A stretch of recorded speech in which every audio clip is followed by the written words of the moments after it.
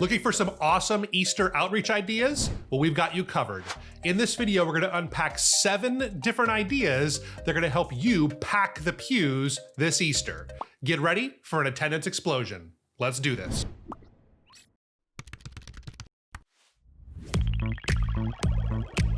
Now, as we all know, Easter is the most attended day of the year for every church. Most church leaders are looking for new and fresh ideas to invite more people to your Easter services. So today we're going to unpack 7 different ideas, and here's the first one. Now, the first Easter outreach idea is to build an Easter landing page for your church. And now, I'm not talking about just having a big banner on your homepage on your site that talks about your Easter service and the service times. You need to have a dedicated landing page. The reason for this is you need a place to send everybody that's looking for information on your Easter service. And when you build a dedicated page, you're more likely to rank when people are searching for Easter services near me and other relevant keywords. Some of the things to keep in mind for your Easter landing page is you want it to be a simple domain. So usually it'll be yourchurch.com/Easter. From there, you want a few hundred words of text that uses a lot of Easter relevant keywords like Easter egg hunts and Easter services and resurrection and sunrise service if you offer those kinds of things. And one of the things we see working for a lot of churches on these Easter landing pages is having a form called Let Us Know You're Coming. This is where a visitor can put in some of their information before they show up on a Sunday, and they can kind of plan their visit. Or better yet, if they have kids, they can pre-register their kids and skip those busy Easter Sunday lines in your children's area. The next Easter outreach idea is running ads on Facebook and Instagram. Really, they're all the same company now, so if you run ads on Facebook, by default, you'll usually be running ads on Instagram as well. One of the best things about the Meta platform is that it lets you build a target audience of people that you think you're best able to reach at your church. And I know what you're thinking. Yes, your church is for everybody. We do want everybody to come on Easter, but we have to come to terms with the fact that our churches are usually best suited for certain kinds of people. For instance, if you are a Spanish-speaking church, you probably want to target people that speak Spanish when it comes to your Facebook and Instagram ads. Same thing for an English church. You don't want to target other language speakers. If you're a church that really specializes in young families and you have a great kids program, well, your money might be best spent on Facebook and Instagram ads that target parents with young kids. And there you can highlight all of the things that you're doing at your church. And again, you'll be linking this back to your Easter landing page.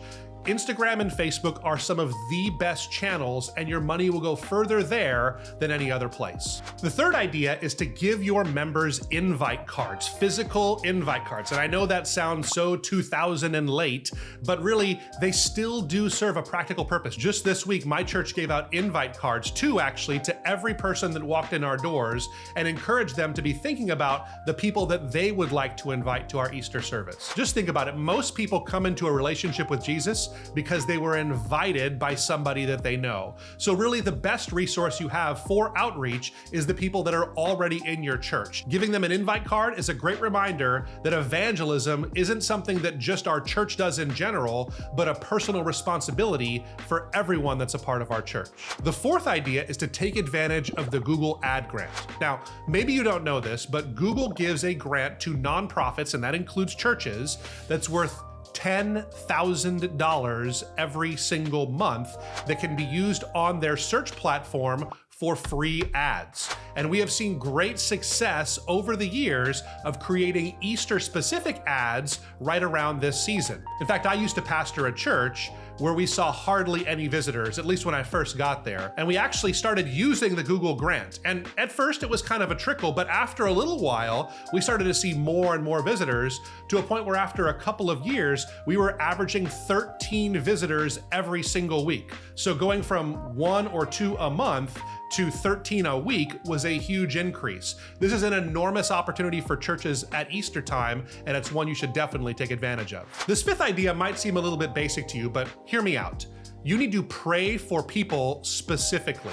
Encourage everybody in your church to be thinking about who that person is they want to invite, and then pray for that person specifically. Encourage them to daily be praying for the people in their lives that they want to invite to church this Sunday. What that does is it keeps these people that we're praying for at the top of our minds, and it makes us start to look for opportunities to maybe share an invitation or share the gospel with these people. One of the best ways to encourage people to be praying specifically for people they want to invite is by sharing stories of how other people maybe were praying for a friend of theirs, and finally their friend decided to come to church and gave their life to the Lord. Share these kinds of testimonies and people will be even more likely to invite their friends on Easter Sunday. The sixth idea is one that I really like. Your church needs to create shareable content. Let's face it, a lot of people are really nervous about inviting their friends on Easter Sunday, and if they have some kind of a piece of content that's easy for them to share, they'll be more likely to do it. So there's a few ways you can do this. It could be a blog post. Oftentimes it's going to be something that you share on social media, but one of the best ways right now is creating short form vertical video. I'm talking about things like TikTok, Instagram Reels, YouTube Shorts. These are proven to be consuming everything in the social media world right now. So if your church creates some content in these kinds of areas, they'll be more likely to be shared. It'll go further and further. And here's one of the neat secrets about these vertical video sharing platforms is they actually have a local bent towards them. We don't know exactly how the algorithm works, but in general, they try to show you content made by people and about the area that you live. So if your church is creating Easter specific content that's timely and it's about your church in a specific location, it's very likely to be shared and the algorithm to pick it up on these social platforms. So create more shareable content. The last and final idea is to create a stunning photo booth. Photo booths are one of the biggest opportunities for churches, and a lot of churches do it on Easter Sunday. Let's face it, this is the fanciest everybody is gonna look at church at the same time. It's the one day that mom can get their kids to wear a collared shirt and comb their hair before they show up to church on Sunday. So what a great opportunity to get a nice family photo taken. And there's some great ways you can do this. You obviously wanna have a really great backdrop that kind of tells the story. It's fun to have some props that maybe people can hold, maybe their bunny ears or Easter baskets, some fun things like that. Use lots of bright Easter colors. And also you want to make sure you choose a hashtag that goes with this for when people share these photos on their social accounts. You can use something like Your Church Easter as the hashtag. While this might not increase the attendance at your church Easter service this year, you can bet that these kinds of photos will make people think of your church in Easters to come. If you have a really great photo booth, people will be interested in coming to your church next year and getting their own family pictures shot there. These are just 7 of the ideas that we see working for churches right now, but I'm sure there's tons of others. If this video has been helpful to you, we put content like this out every week, and it would mean a lot to us if you would hit that subscribe button and let us know in the comments. Thanks for watching. We'll catch you next time.